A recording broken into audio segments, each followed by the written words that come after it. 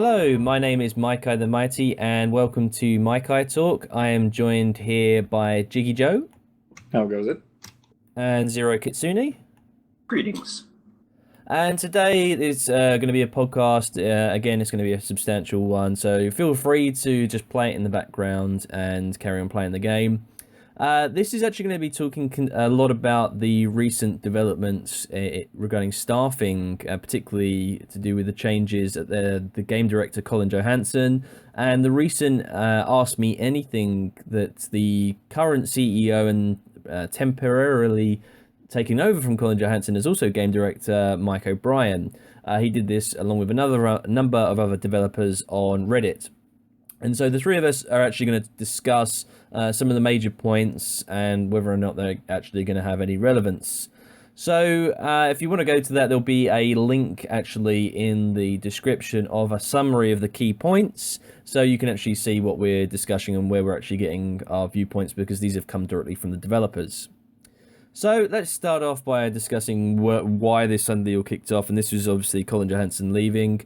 Do you think that it's actually going to be? Is this something that we as players should really be concerned about, bothered? Is it just a staffing thing? Anyone got any particular thoughts on this? Well, it's not like the game director that they've moved to temporarily is unfamiliar with the game. He's one of the actual people that was involved in the startup of ArenaNet. So I think that we're going to see a shift in vision, which they've actually even indicated already, which we'll get into probably a little bit lower down the list.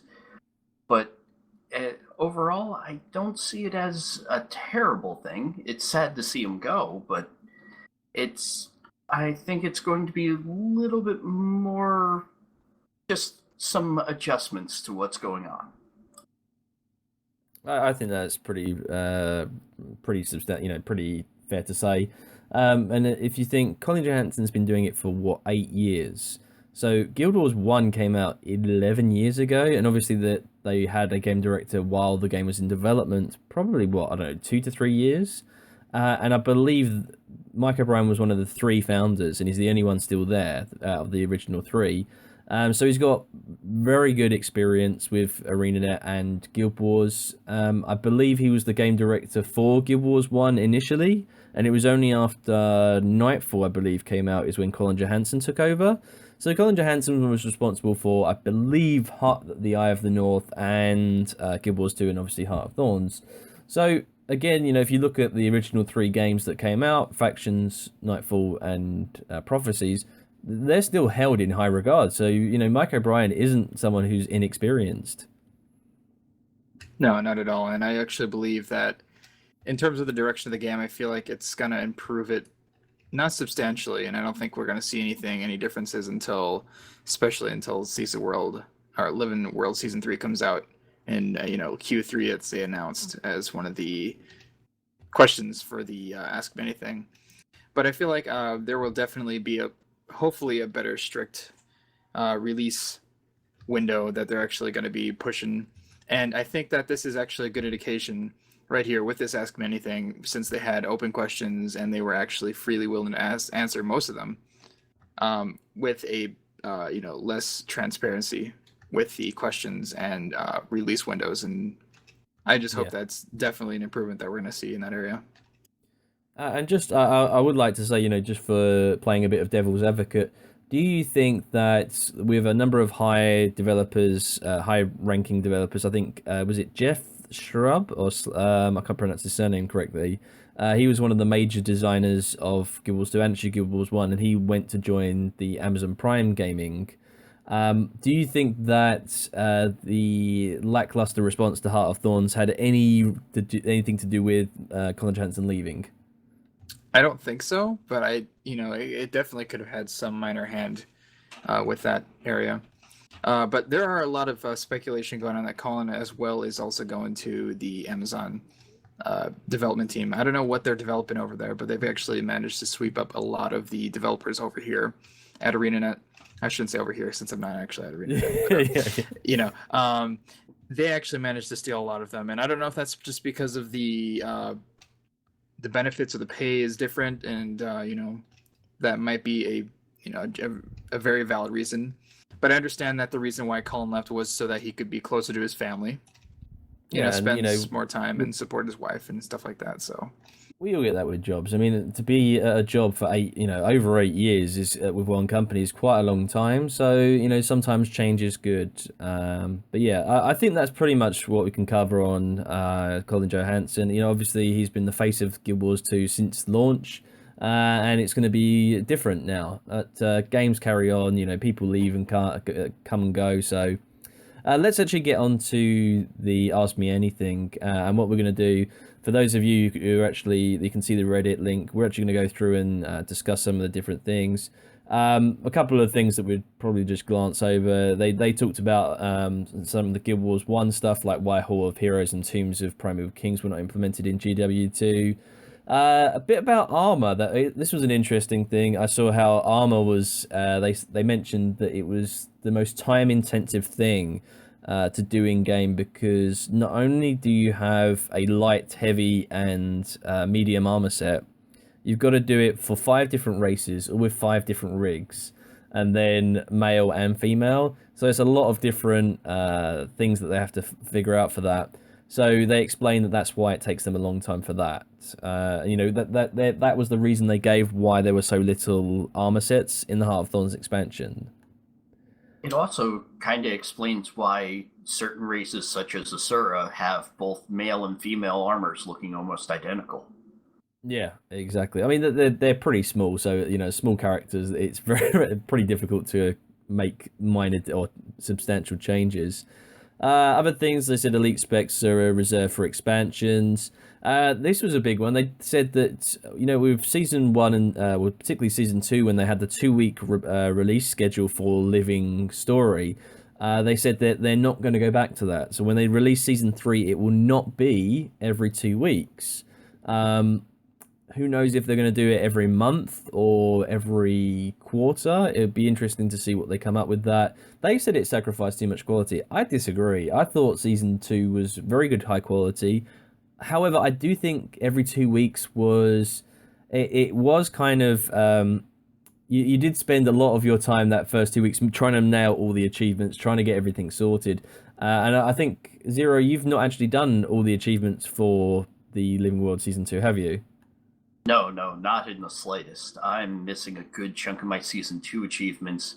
And with Season 1, I used to only do pretty much what was the base meta for whatever the season's event, like weekly event, was. Yeah.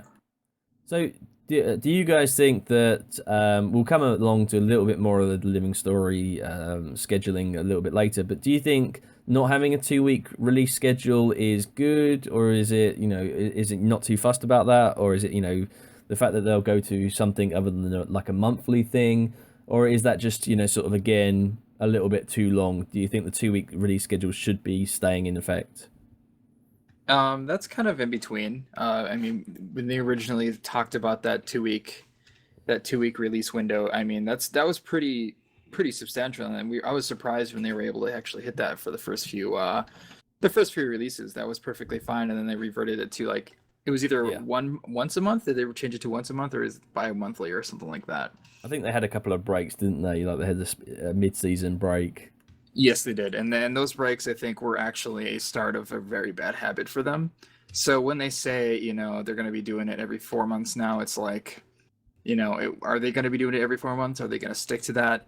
And I feel like they are going to do it. They're going to stick to it because, that window is so massive that it's hard not to.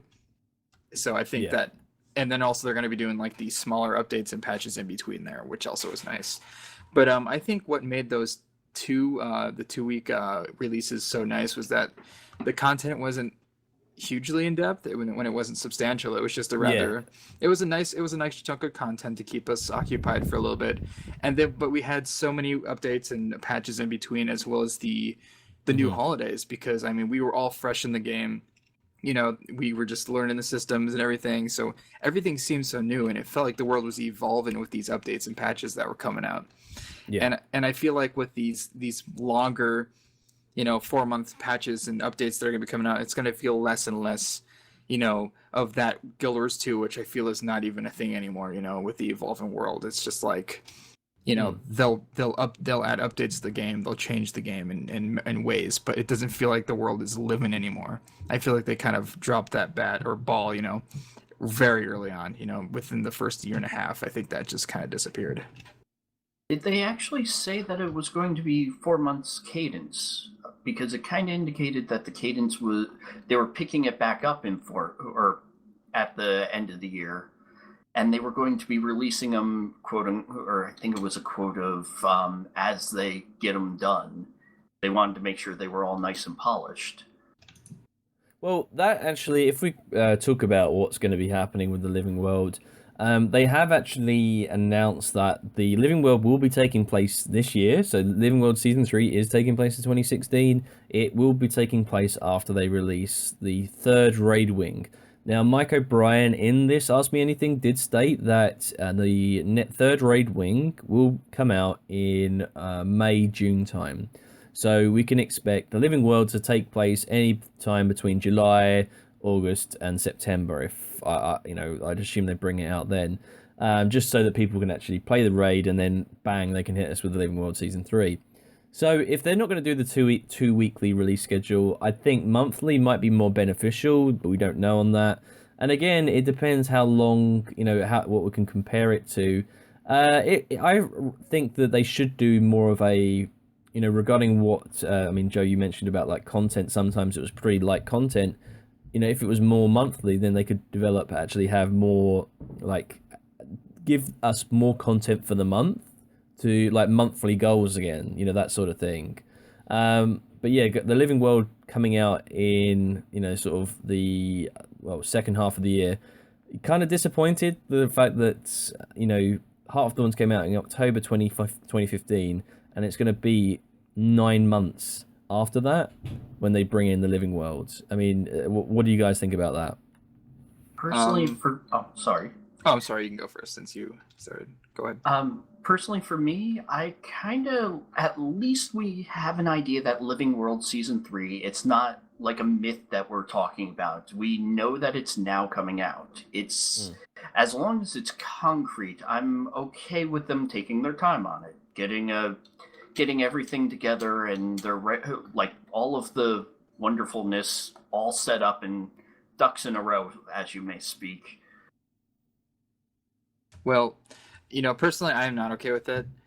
We had a huge window prior to Heart of Thorns, where not a lot of content was released, and exactly, yeah. I believe that season 2 released earlier in the year as well, so that's perfectly fine. And Living World Season 1, I know, was every month, and it was progressive, and it happened, and there was no delays or anything. Yeah. So it's a matter of, I think this is the latest that they're ever even going to start a Living Season, because it's a matter of, I think it's a matter of just I don't know if it's laziness or just the lack of development time or what, but I feel like they definitely needed to at least release some details, hype us up a little bit. But the fact that we've been waiting this long, and they've stated that it's going to be even longer than people anticipated, I feel like they need to do something to keep people interested, because I feel like at this point, a lot of the veterans, we were speaking about this especially during the last podcast, and there's been a lot of talk on, Reddit amongst other, the main gaming forums, that a lot of veterans actually have just kind of given up at this point, because this is probably one of the longest time, without content that we've actually really experienced in terms of drought. And it's just, I don't find it acceptable at all. But I do hope that the transparency with the development and releases is going to change, and I hope that does. But they definitely need to do that soon, because there's not a lot of hope left for that. Well, I mean, if you look for when the last Living World took place, so the end of Season 2, that was January 2015. That's when the last one took place. The announcement of Heart of Thorns. Yeah, and then we got Heart of Thorns in October. And if we say that, if we say an August release date, just for example, that's almost 18 months after the end of Season 2. So my question would be, okay, we got a quote from Mike O'Brien who said, gave us more details actually on the developers and what they're working on. and he said that they have 120 devs working on the live game. 70 devs are working on the second expansion. We're not even going to bother with talking about that because that's way down the line. But they actually have 30 devs on core teams that support both. But for example, on live, they have the PvP team, the World vs. World team, the Fractals team, the Raids team, and the Living World team. So on the live game, they've got 120 people. We don't know how many people are actually designated for the Living World team. But I had assumed that the Living World would have been done in conjunction with the expansion, because if the Living World finished in January 2015, surely the Living World team must have been working on this then for a long time, because they must have done all the voice acting. I know for a fact, for example, that who's the actress that plays Zoja? Alicia Day. Yeah, she was in the recording studio a lot longer than how many lines she actually had in the expansion. So I have a fairly substantial idea that they did all the voice recordings for the Living World during the time that they had the actors in. And so they must have had the story worked out, and I don't understand why that they haven't actually, I think that the Living World must be ready to launch, but they're just delaying it. It just feels that they are way too slow right now with a lot of their content.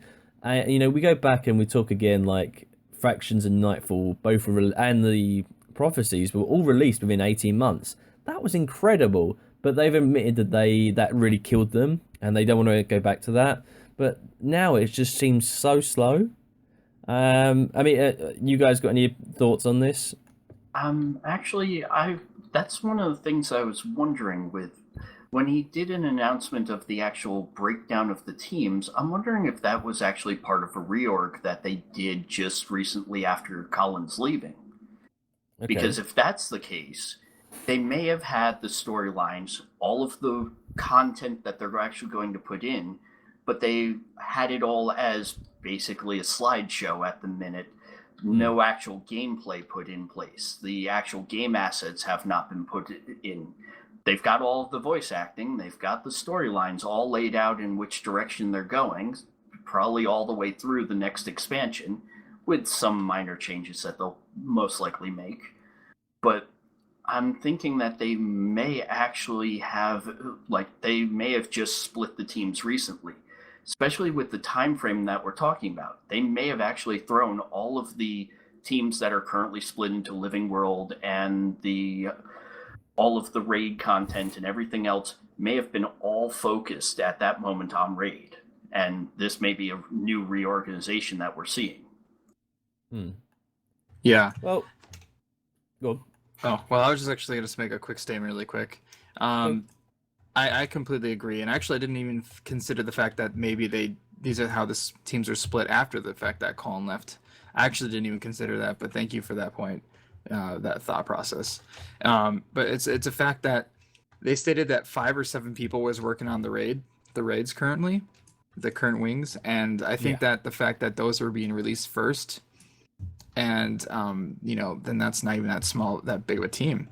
I'm just not even sure what the rest of those numbers are doing. I mean, you have what was it, 90 people or 70 people working on Living World Season 3? Well, it's not just Living World; it's a number of different things. So it probably, out of the 90 people they have working on live, there's probably 6 to 10 people working on Living World Season 3. Okay, but it's a matter of that's a pretty substantial chunk, and I feel like they definitely need to direct a lot of number of people to actually get what needs to be released on time, to release it on time, because I feel like they need to work on that at least. Like, I'm not exactly, that's the reason why I'm not a game director and I don't work in the gaming industry, because I don't know all that. I don't know the technical aspects or what's difficult about that. But it's a matter of, I know their team is pretty massive, and I also know that there's teams out there that work on much bigger games and release content at a much quicker rate, games that are much larger at this point and, have, more gears and, I don't know if it has to do with the actual individual talent or what's going on, but the fact that they were able to gather up a majority of the developers and do an Ask Me Anything for a day was just kind of like, oh, what are they doing over there? Yeah. Well, one of the other things, they've released a number of different information, tidbits about Living World Season 3. Obviously, you will need Heart of Thorns to play Living World Season 3. It actually takes place straight after Heart of Thorns, so expect things to go on with Ratanovis, the Egg. That's what they've talked about. Leah Hoyer, one of the narrative designers. They've also said that you'll be able to get gear and stat combinations that were unique to raids, so much in the way we got ascended items from the achievement section in Living World Season 2. We're actually expecting that for Living World Season 3 as well. They've also said they expect to see permanent changes to the world, possibly in both old and new maps. So this could be where a lot of their time's going on. If you look at what's happened to Corteria since the launch of Guild Wars 2, obviously maps that have changed. Lion's Arch changed dramatically. You've had Keswick's Hills change with the Tower of Nightmares. You had Lorna's Pass with the Marionette fight. That changed dramatically. So you've had, well, you could even say Wayfarer Foothills that had the Norn Village just plonked in the middle of it, or not in the middle of it, but in the top right hand corner of it. So there have been changes to the actual world, and I think that may be where some of the issues lie and why it's taking a little bit longer to actually implement this, that you are going to see changes to the world. And is this again something that, you know, I found when they did Living World Season 1, because most of this stuff took place in Season 1, which obviously was their first experience with the Living World Season 1. And I actually enjoyed a hell of a lot, like, for example, the refugees that came in at the start, you know, the Norn and the Char, and then how that story progressed, the Tower of Nightmares, etc. So is that something that's, you know, going to get you excited, the fact that you're going to see some of these old maps possibly change? Especially, yes, because personally, I played a lot of MMOs, and stuff that really gets me excited is just the fact that you're involved and you're kind of engrossed in this world. So I played, I don't know if I mentioned this last podcast or any other podcasts, you know, World of Warcraft, and one of my favorite expansion packs, regardless of the issues that it has, was actually Cataclysm. And what that was basically was there was this dragon called Deathwing that basically awoke, and he kind of just swept over the land and caused all these cataclysmic events to happen, and it changed the world permanently. And the fact that that happened, you know, we had this world that so many people had grown accustomed to, you know, and got used to, and suddenly it changed in such drastic ways. Like entire maps are just completely changed, and that just completely blew my mind. And with that, they introduced like this system where basically, if you had someone working on a certain quest or something, like they would basically be instanced into like a different instance, kind of like a situation, like you'd phase, like there were phases more so. And so it was a little bit more unique, and so it would change the entire area in a different phase. So it was pretty interesting, to say the least. But that was kind of the first time that I sparked my interest in a game, in an MMO, that it could happen that way. And then, you know, Guild Wars 2 was announced a little bit after that, and what they showed off was just outstanding, and that's what piqued my interest in the game, especially, was all those ideas that they had for the living story and the permanent changes and just how it progressed. And they haven't really implemented that a whole lot after the first season. So I'm interested, especially, to hope, you know, that they'll introduce something as massive that they definitely need to bring back those veteran players, I feel. And Zero? I'm going to agree in very much the same ways. I love the idea that we might actually see the ghosts begin to dissipate out of the Charlands. The idea that Zaiten's forces might actually begin to disseminate, and we start seeing the island reclaimed. Yeah, see it all become like healed again, you know, sort of plants, and that would be cool. Because, like, you know how, for example, that a lot of people are concerned about the personal story. Well, if you actually do the personal story right now, when you do the Lion's Arch personal story, you get older Lion's Arch. So they could clearly do that with Ore. For sure. And one of the things I really think would be interesting is I could see them even changing the brand new maps we just got, the Heart of Thorn maps. We've pretty much got Mordremoth put into technically a coma, and Yeah. through our killing his mind sort of mojo, whatever, we could see actually like a rise of new meta events or a rise of new events entirely, or changing of the entire zone as the vines retreat. Mm. Yeah, and I completely agree. There are just so many ideas that could, flourish from the changes, in this current living world, because we have no idea where it's really, it's going.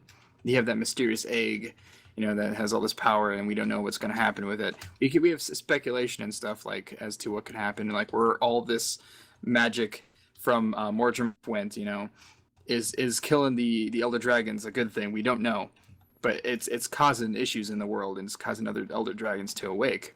So I think it's going to be very interesting to see where it's going to be heading, especially with the announcement of the second expansion pack under development already. So I think we're going to be seeing that probably. We're going to see an announcement early next year. That's probably the latest we're going to hear an announcement. Yeah. We're going to get some details for sure. Probably get the trailer at the end of Living World Season 3. Yeah, I agree. But I also feel like to achieve something like this, I feel like they need to be a little bit more consistent with the world changing, because I definitely heard that there were some issues with like specific NPCs throughout the world who are still talking about like the Zaitan and the trouble with Zaitan. You don't want to hear that anymore. You want to hear current updates. You want to have everyone kind of be involved, NPCs, players, everything. So if they can somehow polish that off a little bit more, I'd be a pretty happy camper. Well, it's like, oh, go on. Sorry, I was just about to say, I think in Lion's Arch they still have the NPC from Halloween that floats around on the broom that you catch every so often. But it's like, as well, this is a spoiler alert for people that haven't played Heart of Thorns. If you actually go to Hullbreck, you can still go and visit Air. She's still in her home instance. So they need to... what I would recommend is that once you've completed Heart of Thorns, when you go back there, maybe there's Brahim there instead. Yeah, and I don't think they should definitely push it too far, but maybe just remove it, because I think if they pushed it a little far and have like Brahim there, he'd be mourning her death. Like, especially like he took that death pretty hard, and I think actually a lot of us did, because I felt that was probably one of the better parts of the expansion, was how much they put the emotion part into that aspect. And I feel like they definitely need to push the actual effects of these people dying in the world and the connections that they had with other people throughout the world. I think they should they could definitely implement that into some quests, or if some lore that could be found, that'd be pretty interesting. Yeah, that does sound interesting. Right, what I'm going to do, I'm actually going to break it there, because I've got roast dinner lunch coming up. What we'll do, we'll carry on this later, or another time, because it's half an hour long. We've got raids, fractals and dungeons, and legendary weapons. I don't think we'll bother with PvP, no. or world versus world. That could be an entire separate podcast on the current state of PvP. Like, you could do like a current state of PvP podcast like every season. Just kind of talk about it and see where it's at. So raids doesn't need to be talked to too much. We'll cover raids and fractals and dungeons, because that's all the three. Yeah. Okay, so they actually did a lot of talk, particularly one of the main developers of raids, Crystal. Is it Crystal Reed? Crystal something. Crystal. Yeah. And there was obviously the second raid wing is being released the second week of March, and there will be a third raid wing released, as Mike O'Brien mentioned, between May and June of this year. They talked a little bit about things like what you needed for legendary armor, and they're trying to make it easier to get provisioner tokens, which are required to make legendary armor. However, they did talk about and saying that you will not need to do the first wing before you need to do onto the second wing, so you can just go straight onto the second wing. And they also, this is what we were talking about earlier when we talked about for Salvation Pass. So this is the second raid wing. They only had 5 to 6 people working on it full time for 4 months, and they mostly worked on 2 raid releases. So that's quite an interesting thing that they only had 5 to 6 developers, and they've done quite a lot of work. You know, you think about all the achievements they've done, the actual raid mechanics. They've done really well for the small team that they actually had doing it. Obviously, they've looked at what things that aren't great with raids. They're looking at adding raids to LFG, which will be fantastic. And they've talked a bit more about Salvation Pass, and yeah, the raid teams, they're looking at 3 wings for Forsaken Thicket, so that's the actual map. But that doesn't mean all raids will get 3 wings, which, you know, for the future they may release a smaller raid that just has 1 wing, or they may do 2, etc. So Zero, you've not really done much to do with raids. Joe, you've actually beaten all 3. You've got your Eternal title. So it'd be interesting to hear the different opinions on, you know, what the state of raids and what, you know, to come in the future, and your excitement for the second raid wing. So Joe, we'll start with you. You know, what are your opinions on raids and what they actually talked about in raids? Sorry. You know what they talked about. You know, especially with the Ask Me Anything. Nothing really piqued my interest a whole lot. It's basically a lot of the possibilities that could come from different raids. But definitely what just, you know, made me confused with the fact that the team was just so small and the quality for these raids were so high compared to the rest of the game. It's like, I don't know where they found these people, but they are talented. They are very, very talented. And I just feel like the rest of the team just does not reflect that of which the raid development team is going on, you know? So it's a matter of, I'm very excited to see where these raids are going to be going. You know, there was a lot of speculation that one could be in the Wizard's Tower. That's is it in Keswick Hill, or what is that? Yeah, that is I think that's Keswick Hills. Is it the gender in? No, it's Keswick Hills. It's Keswick Hills. Okay, yeah. You know, there's all that speculation, and they teased it a lot, you know, and there were a lot of speculation that could have been a dungeon, but since they haven't been doing dungeons, you know, a raid wing could have definitely, you know, that could definitely be a very awesome raid wing. I mean, considering it's a Wizard's Tower, you could do so much with that. I mean, you could even implement fractals in that. You know, you could have different portals leading to different worlds and all this really cool stuff. But those are just ideas. But it's a matter of, you know, I'm definitely okay with having one wing for like one raid. Like especially if like the story, or if it's done well enough, I'm perfectly fine with that. You know, and the number of bosses doesn't even matter a whole lot. Like you could have like one brand new wing with like a lot of really cool mechanics like throughout the raid, instead of just, you know, 3 bosses and then like with just a little bit of trash in between. You know, they could definitely change it up and make it definitely interesting with like jumping puzzles and stuff thrown in there. So I'm definitely excited as a raider to see where it heads, but I'm also a little bit sad because it's such a small the amount of community actually does raid in at this point, and I feel like they need to include them a lot more. So we'll see what they do with that. Well, let's talk to one of those people that doesn't do raiding, and that's Zero. What about you? How are you? Was there anything that excited you? Was there anything that you thought, oh, okay, maybe it wants me to encourage you to try raiding? Or was it just a bit over your head, the stuff that they've released in the Ask Me Anything? The looking for group tool, the idea that they're going to actually be moving that into the concepts of an open rating for pretty much, hey, I'd like to jump in. I don't have to guess and look to see whether or not it's a full party or any of that and hope. That actually makes me think I might eventually be able to get into a raid. Yeah.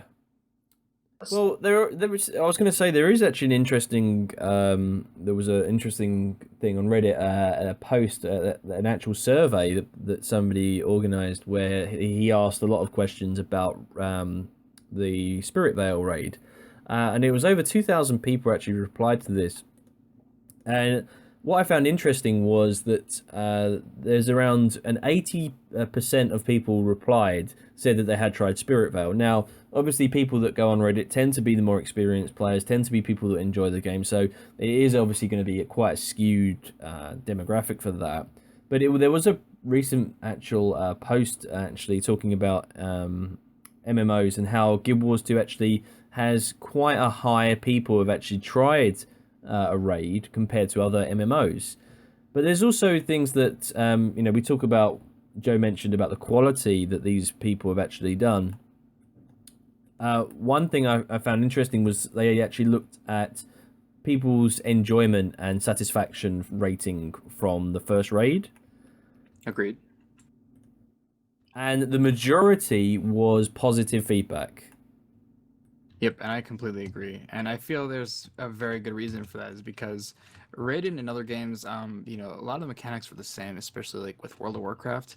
And all the other games that followed that with Raiden, they were clones of WoW. And that's basically where they all started for the most part, other than like maybe some early EverQuest Raiden and stuff like that. But the fact that the mechanics were all so similar, and then suddenly if Guild Wars implement Raiden in their system with their pretty outstanding combat mechanics, I must say, it just adds kind of another layer to the game, another layer that we definitely needed, especially with Endgame. Yeah. But I can definitely agree that it is probably the most highest of the content, even if it's not super extremely difficult. It's got a good enough difficulty curve that it takes people a good amount of time to actually beat these bosses. I mean, you as someone who almost has 30k AP still hasn't cleared the third boss, and that's a matter. That's not you being bad, but it's a matter of getting a group. I've only actually fought it twice. Yeah, it's a matter of the fact that it's hard to find in a group, and I'm sure that'll be resolved in time. But the fact that it's because the people themselves who are playing the raid, in a group, are having difficulties clearing the boss because of the mechanics. So and that's pretty good, I think, in my opinion. That's a good thing, because you don't want to have people clearing the raid, clearing the bosses super quickly, and then you have people criticizing the difficulty. But I think the difficulty curve at this point is very good, and the quality of the raid and the mechanics are very high. So yeah. Well, what I found interesting as well was that out of the people surveyed that had said that they'd tried the raid, over 50% actually said this was their very first raid. And so Guild Wars 2 has done really well at, I will admit, this is my very first raid. I've never done a raid in any other game. And so they've actually done a really good job in getting and encouraging people to do raids. I mean, did both of you played World of Warcraft? Did both of you do raids in World of Warcraft? I did. Yeah, I did too. I didn't do a whole lot of Raiden just because Raiden was actually, it wasn't relatively new. I mean, there were some vanilla raids going on, but I didn't, I did Sunwell especially. That was, I think, some of the last raids I did. That was late Burning Crusade. But those were some pretty outstanding raids. Like, we would spend several hours just trying to do one or two bosses and clearing just specific mobs, groups of mobs. And that's some of the most cherished memories I've had of this game, was just doing 40-man raids, with my guild. And it's just, I don't know, it's cherished memories, and it's the fact that we were able to implement that into Guild Wars 2 and introduce that kind of hardcore side that, not a lot had to do with it to begin with. Well, that was, I mean, again, the information that they brought up on raids was pretty much well known. They gave a couple of, obviously, information about release dates and just the size of the team. We're going to move on. We're going to actually talk about Fractals, because, Fractals is their main version for people to actually get into dungeons, and the gap between, once you hit level 80, this is what you're supposed to do, according to ArenaNet. So they talked about how Fractal leaderboards, which has been long talked about, not really people that interested. That's pretty much not going to happen anymore. They are looking at or working on new Fractals right now, and also new instabilities that are going to replace the old ones. Nothing to do with Ritlock, because obviously in the living world he actually went into the mists, and you could have had a Ritlock in the Fractals, but they're not going to do that. They're not working on the Abaddon Fractal, which is kind of disappointing, because I always wanted to see what they'd do with that. But they are looking at putting some existing encounters in Fractals, but not like a copy and paste. So that could be any encounter in the game, be it personal story or actually in the world, they could put into Fractals. They are looking at reworking Agony and Agony Resistance, but that's in the far future. They're not going to bother reintroducing the 4-island mechanic, but they do plan to increase the ascended drop rate. Because I've noticed that I've not had an ascended drop in 3 weeks. It's been unbelievable what's happened. They must have introduced it with a recent update. But the big news was that the legendary fractal back piece will give you a unique glider skin. The new fractals are in prototype, but they're not expected to be in the April quarterly update. So, for you two out there, does any of this information get you excited about fractals? For me, actually, there was something that it's not so much excited, but I found very interesting. When they brought up the Ritlock in the Mists deal, they actually indicated that fractals are never going to really be story-driven. They're always going to be just kind of fragments that are mysteries. Yes. We've got that in most of the fractals, like you've got the cliffside one with the massive colossus, or you've got the underwater one with the jellyfish, where you've got all those statues underwater, and there's just like, oh, what the hell are all these? There's just no story behind them.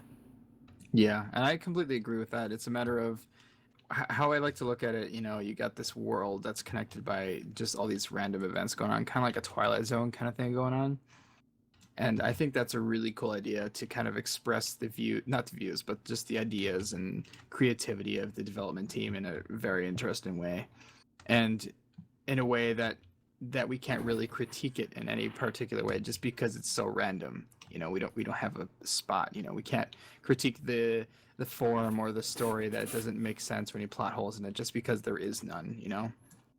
However, I will say though, Zero, they did actually change one of the fractals. That was obviously the Thomanova reactor when Ellen Keel got elected, and they introduced the Scarlet story. And I think that actually improved the fractal experience with her involvement in the Thomanova reactor. It gave the backstory of that fractal, and it actually made the world a lot, more interesting, in my opinion.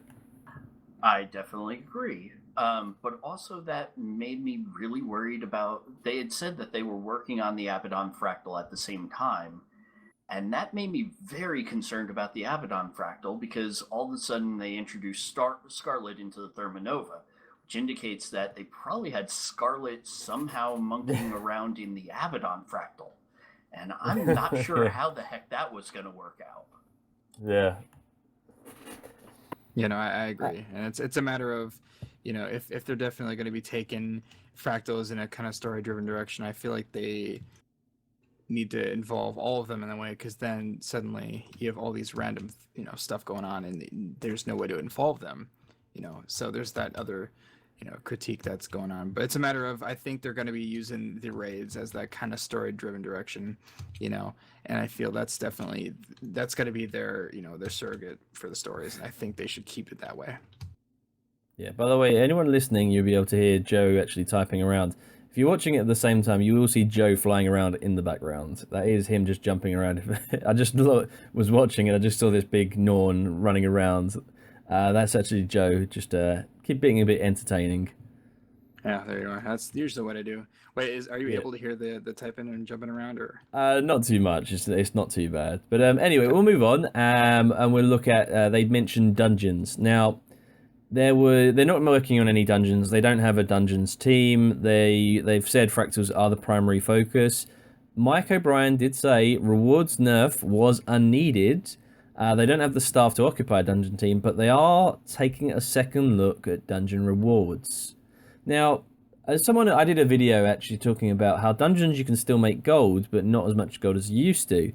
And I feel that they really need to sort this out, because I feel that they've taken away a huge skill that people learned when they were doing dungeons, and it fitted into a nice place between hitting endgame. You hit your level 80, you then go to dungeons, then go to fractals, and then you go to raids, assumingly, but very few people actually bother now, and new players don't really do dungeons. And that's really disappointing. And I've mentioned this several times. I think dungeons are a great way to actually learn the skills, play. You're not just pressing F. You're actually playing the game and defeating monsters. And so for one, I really do hope they boost the gold rewards. I think they really need to do that. both, I think all of us, we did dungeon runs. We've done them all, and I think that'd be good. It'd be nice to see, Joe, you're on Twitch. It'd be nice to see you actually doing some streams of some dungeon runs. Yeah, I definitely agree, and I feel like dungeons still hold a very dear spot in my heart. Not only just because I agree with you with it being a good, entrance zone for the new players that we have with the, especially with the game going free to play, introducing all the mechanics and the interest in, team aspects to the game. But the fact that it's so nostalgic for all us veteran players, and while yes, we would like to go back and take a visit to that, we just don't have the incentive to, because we have all this new content that we'd like to do, which is just so ridiculously grindy. But the fact that we would like to revisit that, we need that incentive. So I think I agree that gold increase for rewards, if that's what it is, would be nice, even if it's just like 3/4 to what it was originally. Doesn't have to be 100% as much as you would like to, or I know you like that very much, but I can't see them returning that full on the amount of gold that we originally got. Yeah, but like Zero, have you done all the dungeons? I haven't done all of the paths, but I've done all of the dungeons at this point. The one thing I can say that I know that this is going to be a little weird, but going back to the story concepts, from the sounds of it, at least from the way they were explaining, it seemed like the reason why they depreciated dungeons were that it sounded like they were upset that people weren't listening to the story. They were just speed running through the dungeons and using it as a cash cow at that point. And looking at it from that way, you can see them going, well, if you want to just speed run, here are your fractals, you get your money here now. And here are the raids for people who actually want to listen to a story. And that kind of made sense, and I'm glad to see that they're reversing the direction and actually allowing people to go back. What I'd like to see them also do is implement some way to, like a little vendor in front of the things or something, to be able to walk up to the dungeon and go, I've already completed this path. Now, when I don't have 4 other people waiting on me, let me listen to all of the wonderful voice acting. Yeah. So there's a few things going on with dungeons. Hopefully that they'll redo it and boost up the rewards. So we'll come back to that another time. They did talk a lot about the Heart of Thorns expansion. They've admitted that a lot of the maps were, you had a lot more group play rather than solo play. They saw what Silver Wastes, how that was, and they thought, okay, this can actually work a lot more in Heart of Thorns. But again, it does take, for Dragonstone, you're talking a 2-hour time limit of actually doing the complete meta. And they're going to be trying to work on that. They're looking actually at introducing Heart of Thorn specific daily achievements, so that'll be good to do. And they're also hopefully actually increasing the availability of adventures in the April quarterly release, and how you can get some of the Heart of Thorns content, how you can actually get their gear. For example, the bladed armor is so hard to get. I think they're going to make that a little bit easier. But we'll move on, because that's pretty much all to say. Legendary weapons, they've actually talked about, they are working on it. They said that they wanted to make sure that some of the bugs that came in with the collections and the previous legendary weapons, that they're trying to stop that, from happening again. They've got 13 weapons left that they're making. The furthest that they're looking at, that's along, that they've almost finished, the short bow and the mace. And they're looking at releasing them as packages when they're ready. And they're also looking at, one of the biggest issues right now is amalgamated gemstones. So have you guys got any comments on legendary weapons or the Heart of Thorns maps? The 2 legendaries that are furthest along make the most sense to me, because those are the ones that are kind of devices with the community. We're talking about Dreamer and Moot and the replacements for those. Well, not technically replacements, but the alternate versions. Many people consider those, along with weapons like Quip and a few other ones, a bit on the sillier side. Yeah, that's why I went for Hope. Instead, I wanted a pistol. I liked Hope. I didn't like Quip. And I can see why those would be the ones that they would work on most, to be able to get out as quick as possible. Yeah, and I think the window with these weapons, like, I don't know, man. It's just a matter of they released 3 with the Heart of Thorns, and they talked about all the new weapons and the legendary armor, which we still don't have. In a matter of the fact that there was a thread, or there was a lot of talk on this quite a while ago. And this was a little bit after we were talking about the releases of the new legendary weapons and how long it would take to actually release them all. And at this rate, it's going to be just a long time before we see all of the official, I think it's 16 legendary weapons in total that they have for this expansion. But the fact that it's taken so long is just, I think, ridiculous. But the fact that I think they should at least release the looks of the weapons, get us a little bit hyped up for them, opposed to just sitting here wondering what they look like. And, it's like, sure, I understand you want to polish up those collections, make sure that when they release, people are able to obtain those without any issue. That's completely respectable. I don't mind that. But the fact that we don't know how, we don't know what the 13 remaining weapons look like at all.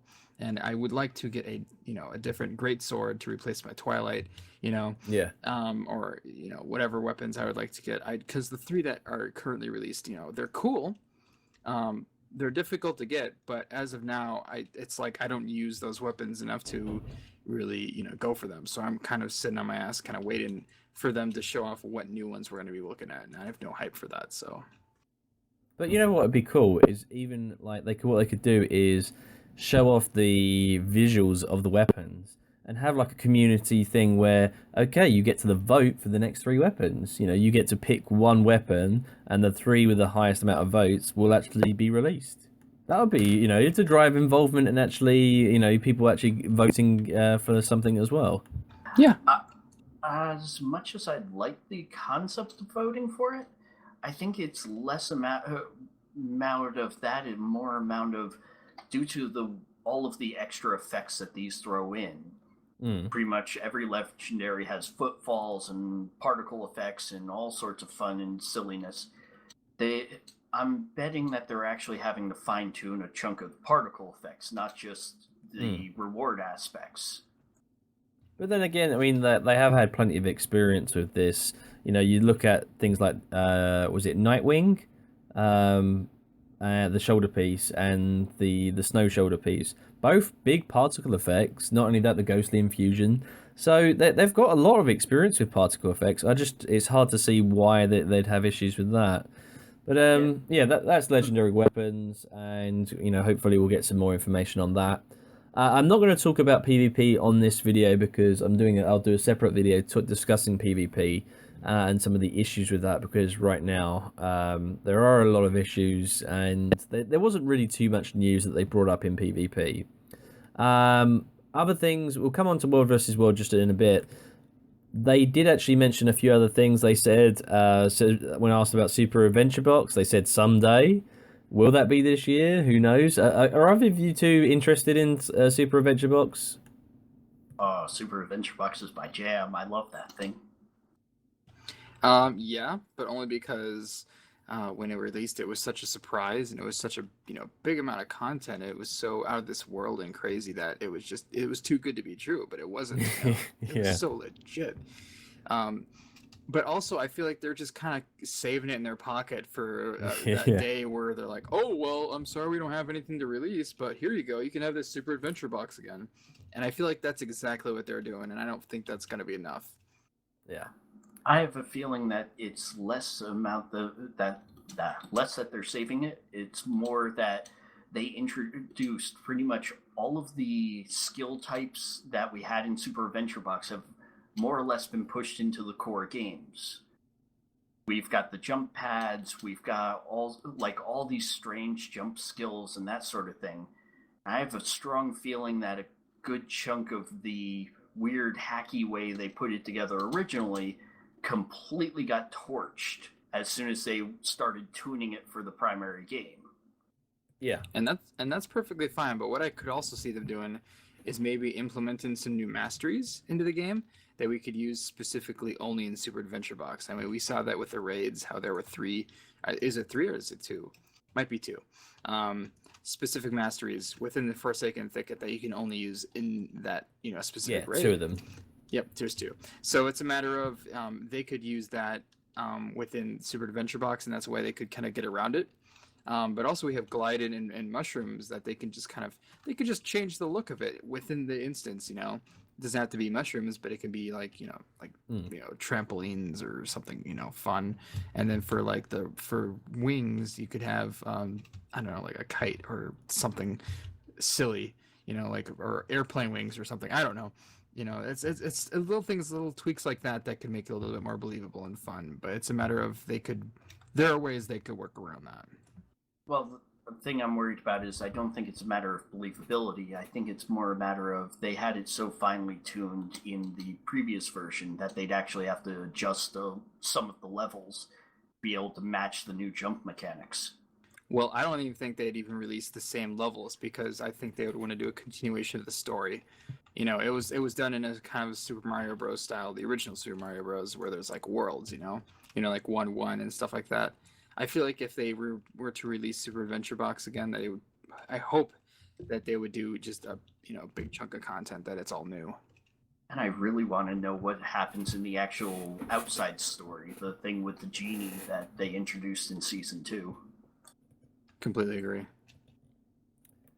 So yeah, I mean, they've also mentioned, if we get back to some of the other things that they were discussing, one of the developers actually talked about fishing and how this is a developer who's responsible for the crafting discipline, which, oddly enough, there was nothing on scribing, which I found interesting. But yeah, this developer was talking about fishing and how basically one of the reasons why there's no fish in any of the foods is because the original person in charge of crafting was actually hoping to bring in a load of fishing mini games. However, he then left the company and she took over. And she happens to be his husband. She happens to be his wife.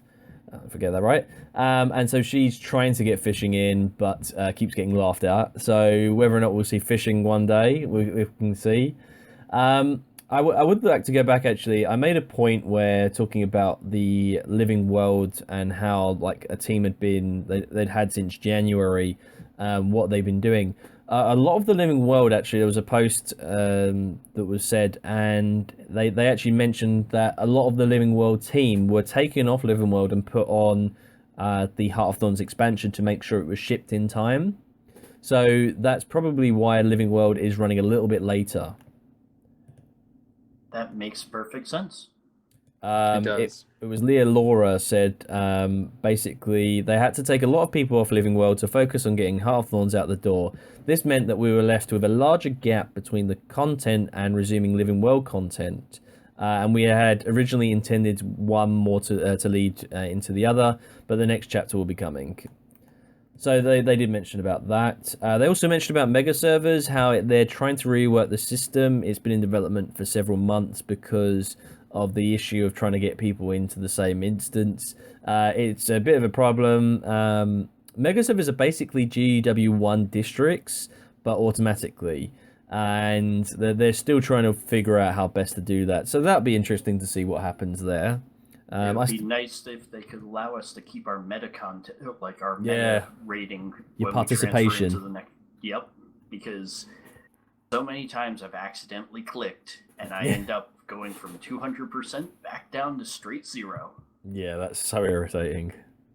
Yep, or you disconnect from the server or the game and then you log back in and suddenly, it doesn't work. Okay, all right, we're going to get on to the final topic now. This is World versus World. So, I'll go through what they actually said about it, and then we'll have our own opinions on this.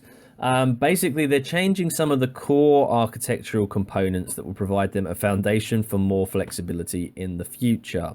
There's no wins, but the first time you'll see updates related to population balance and rewards, there'll basically be a blog post saying when they're ready to tell us. They're actually going to improve the layouts in the Desert Borderlands, for example, simplifying navigation, reducing line of sight blocking, reducing or eliminating critical choke points, which I find funny considering they said, oh, look, we're bringing in choke points. And now they're like, actually, we're going to get rid of them. Reducing lethal fall locations. My God, I can't wait for that because it's just ridiculous with the fact you can't glide. There are still intentions to bring back the Alpine Borderlands, but there's no support for rotating between the Borderlands. And the Alpine Borderlands currently require a significant amount of content updates to support the new features that were brought in with Heart of Thorns. Things like, I guess, the shield generator, for example. Other than that, basically, their top. Mike O'Brien said their top priority is fixing population imbalance. That's caused the stalling of other significant updates. Now, that obviously, for those of you who are unaware, the tier 1 servers, people that are in the top end, things, on the North American side, we're talking Jade Quarry, Blackgate. They have huge population compared to the bottom 3 servers, which are basically dead. So that's what they're trying to work on right now. They're actually focusing on bringing out as much as they can. They're trying to clear out a logjam of different things that's going on, and they're trying to push new updates to the live service as soon as possible. And I'm just trying to see if they've actually got a release date. But yeah, there are plans to make everyone, when they create or bring in the new update, for everyone to participate in the beta test. And one of the reasons, actually, a big change that came in prior to Heart of Thorns was the reset. World vs. World reset usually on a Friday, and that made Friday a big day. People would come home from work and they would play World vs. World because it was the reset. And they changed it to Saturday when obviously people are doing things in the weekend, and it made it a lot less sort of enjoyable for people. And the reason they did that is sometimes they release a new build on a Friday, and then that could interfere with World vs. World, which I think is kind of really a bit of a poor excuse.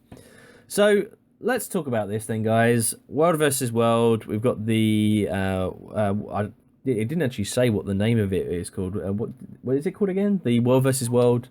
I believe Resurgence, I think is the name. That's it. Somewhere Yeah. along the lines of that. So, what are your thoughts on what the devs have said about World vs. World? Not what it is now, your own opinion, just what the devs have said about it. I actually kind of it makes sense with the old Borderlands because it's not just a matter of the shield generators. With the old Borderlands, you have to remember that each camp and each tower need tactivators thrown in. Yes, yeah. That at which point you need to change over the claiming type, and that actually sounds like it's a decent amount of work that they probably didn't plan on implementing so quickly. Yes. So it might have been a case where they went, okay, Heart of Thorns is live, we shelf the old system, and now we don't have to worry about it for 6 or 12 months. And now they're like, actually, the new maps aren't really working as intended. Let's bring the old ones back. We need to do a bit of work on them.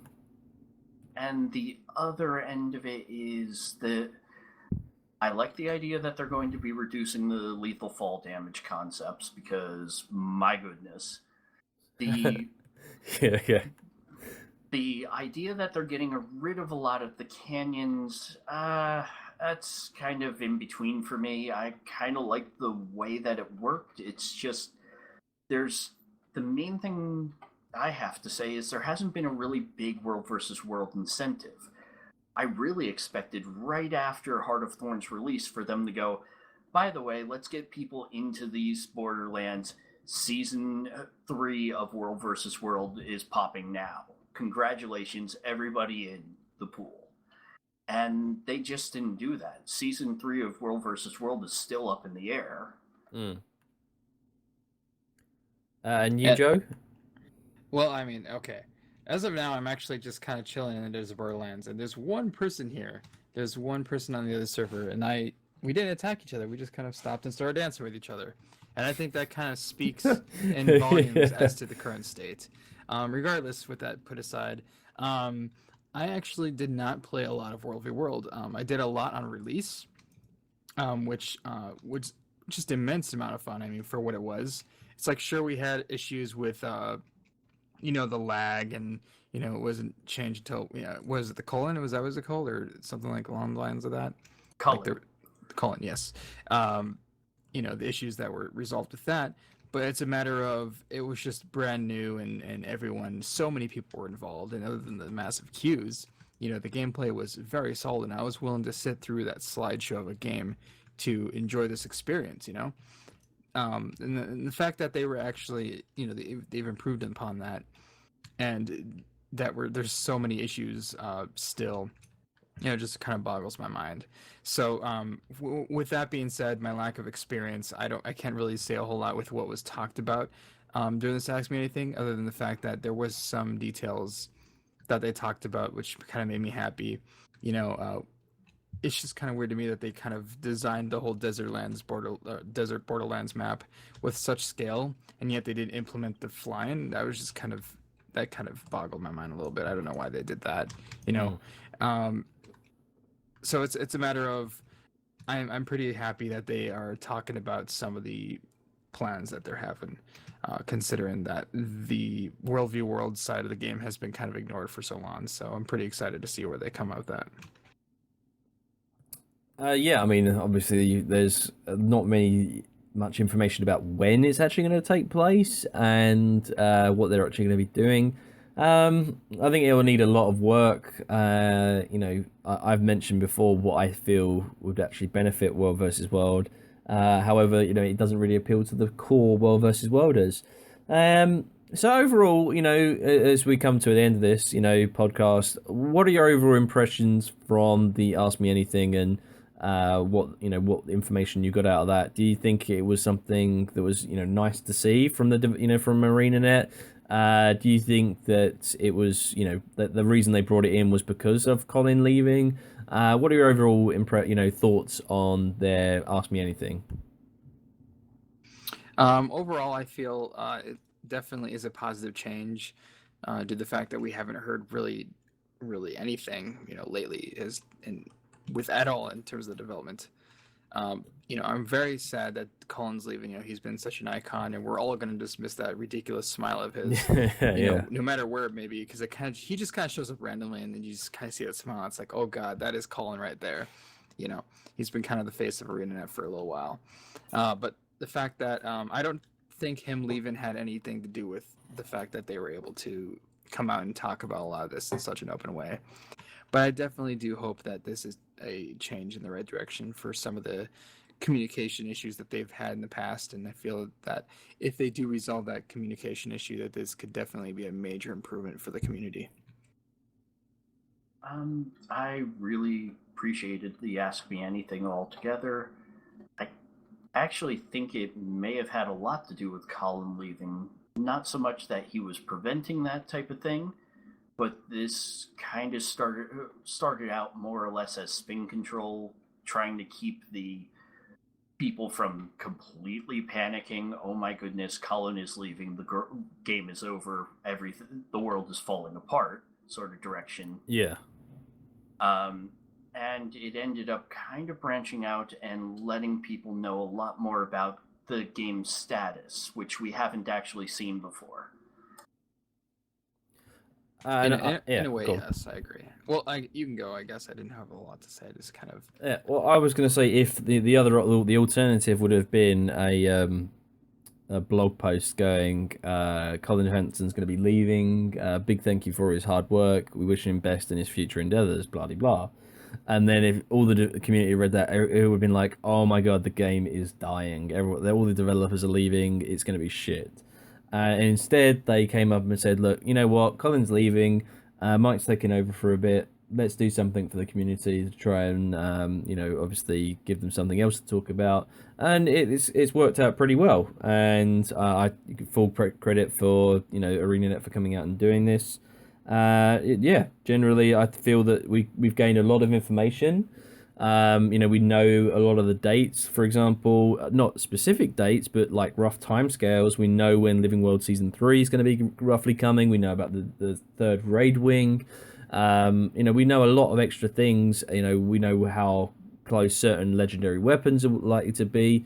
And I feel that's a good thing. Communication, I always feel, is key.